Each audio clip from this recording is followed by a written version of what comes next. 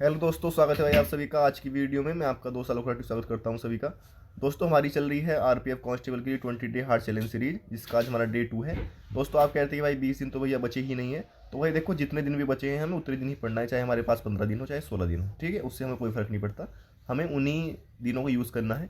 उसके लिए भाई मैं माफ़ी मांगता हूँ, क्योंकि मैं पहले से तुम्हारे साथ नहीं जुड़ पाया, क्योंकि दोस्तों तुम्हें पता ही है मेरी ज्वाइनिंग वगैरह हुई थी, तो मैं यहाँ चीज़ें मैनेज नहीं कर पा रहा था। ठीक है दोस्तों, लेकिन जितने भी दिन हमारे पास बचे हुए हैं हम उतने ही दिन अपना मेहनत करेंगे। ठीक है, और डेली का टारगेट हम कंप्लीट करेंगे। सारे जो इंपॉर्टेंट टॉपिक है वो भाई मैं तुम्हें कंप्लीट कराऊंगा, कोई भी टॉपिक नहीं छोड़ेंगे किसी भी सब्जेक्ट का। ठीक है, बस तुम जुड़े रहो और लास्ट तक अपना सिलेबस रिवाइज करने में मेरे साथ जुड़े रहो। ठीक है दोस्तों, तो भाई शुरू करते हैं हम जो आज का टारगेट।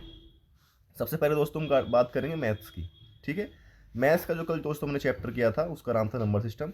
आज जो दूसरा हम चैप्टर शुरू करने वाले हैं दोस्तों, बहुत इंपॉर्टेंट चैप्टर है, उसका नाम है भाई सरलीकरण। देखो दोस्तों, अगर किसी एग्ज़ाम में क्वेश्चनों की संख्या ज़्यादा होती है, जैसे कि ये मान के चलो आरपीएफ कांस्टेबल में 35 क्वेश्चन आ रहे हैं मैथ के, तो फिर उससे फ़ायदा ये होता है कि फिर जितने भी चैप्टर होते हैं ना मैथ्स के अंदर, उसके हर एक चैप्टर से क्वेश्चन पूछा जाएगा, चाहे वो चैप्टर आसान हो चाहे वो चैप्टर भारी हो। ठीक है, हर एक चैप्टर से फिर क्वेश्चन बनते हैं, अगर नंबर ऑफ क्वेश्चन ज़्यादा होते हैं एग्ज़ाम के अंदर। ठीक है, अगर किसी एग्ज़ाम में क्वेश्चन ही 20 पूछे जा रहे हैं, तो फिर सारे चैप्टर से कहाँ से बन जाएंगे। ठीक है, ये दिक्कत होती है। लेकिन अगर किसी एग्ज़ाम के अंदर क्वेश्चन ज़्यादा आते हैं, जैसे आरपीएफ में 35 आएंगे, तो फिर हर एक चैप्टर से क्वेश्चन आते हैं। तो उसी के लिए भाई सिंप्लीफिकेशन जो चैप्टर है, हिंदी में सरलीकरण, बहुत ज़्यादा इंपॉर्टेंट है।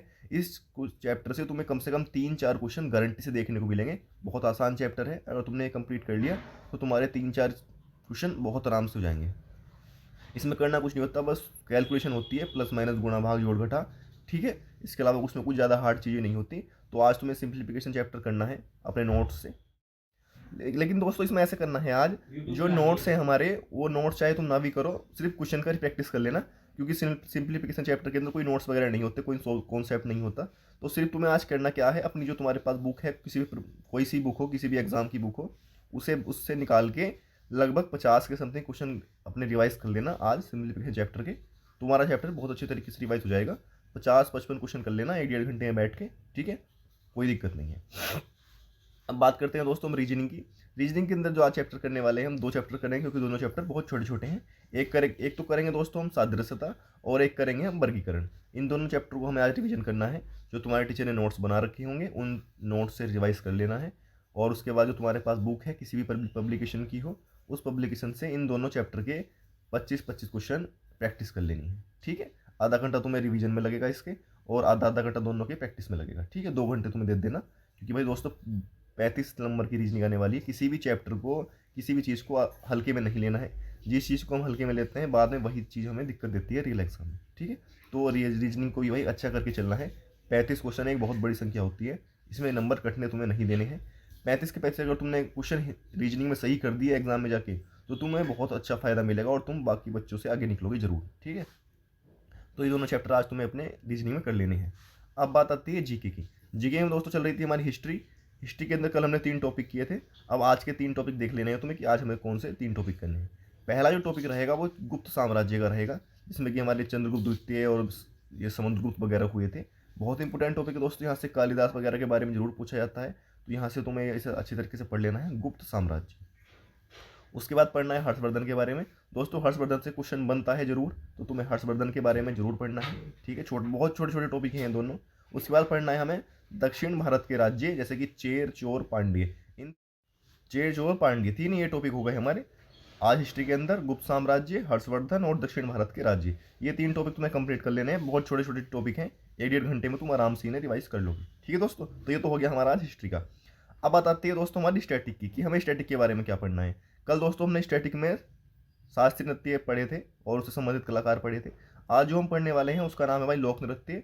लोक नृत्य से क्वेश्चन किस तरीके से बनता है, वो आपको कोई भी एक लोक नृत्य दे देगा और ये पूछेगा कि इस लोक नृत्य का संबंध किस राज्य से है। ठीक है, इतना सिर्फ पूछता है वो। तो लोक नृत्य भाई एक बहुत ही इंपॉर्टेंट चैप्टर है दोस्तों। जीके के तुम्हारे 50 क्वेश्चन आने वाले हैं, जिसमें स्टैटिक जीके का जो रोल है सबसे बड़ा है।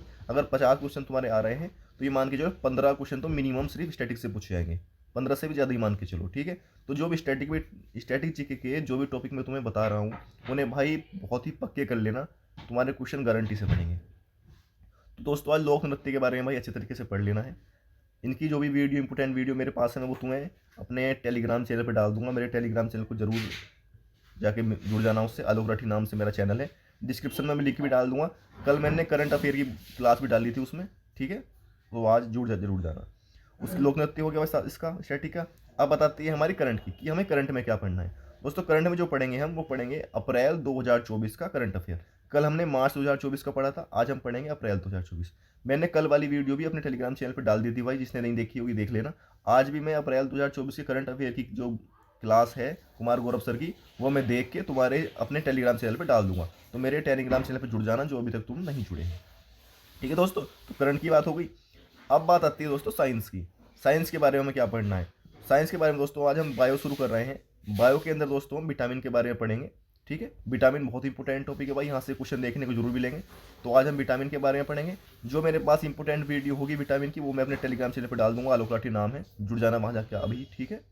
ठीक है दोस्तों, तो भाई आज का हमारा टारगेट था अपना बहुत ही शानदार तरीके से टारगेट कंप्लीट करना है। और जो चीज़ें मैंने बताई जैसे करंट की क्लास हो गई या फिर विटामिन वाली क्लास हो गई या स्टैटिक जीके की कोई क्लास हो गई, वो मैं अपने टेलीग्राम चैनल पे डाल दूंगा भाई, वहाँ जरूर जुड़ जाना। डिस्क्रिप्शन में मैं लिंक भी डाल दूंगा चैनल का, ठीक है दोस्तों। तो और अपना डेली का डेली टारगेट कंप्लीट करना है और लास्ट तक जुड़े रहना है। बहुत शानदार तरीके से हम रिविजन करेंगे, कोई भी हम टॉपिक भाई नहीं छोड़ेंगे, जो इंपॉर्टेंट होगा सारे टॉपिक को हम कवर करेंगे, ठीक है दोस्तों। तो अपना टारगेट जैसे ही वीडियो तुम्हें मिले अपना टारगेट कंप्लीट करने में लग जाओ। और रात को सोने से पहले भाई तुम्हारा टारगेट कंप्लीट होना चाहिए, ठीक है दोस्तों। तो मिलते हैं भाई नेक्स्ट वीडियो में, और तब तक मेहनत करते रहो सभी दोस्त। All the best.